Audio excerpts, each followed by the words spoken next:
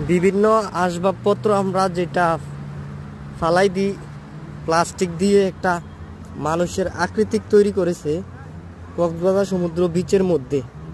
আসলে বিশাল আকৃতি একটা মানুষের ভাস্কর্য।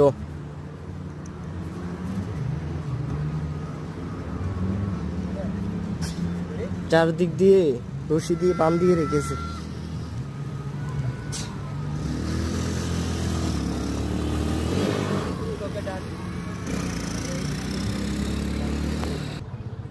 আমাদের ফেলে দেওয়া প্লাস্টিক দিয়ে ভাস্কর্য তৈরি করা নকশা দেখুন কতটুকু সুন্দর।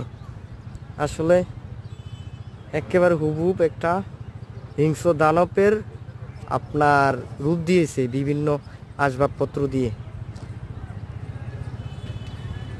Plastic Monster Beach. সাথে কিছু ছোট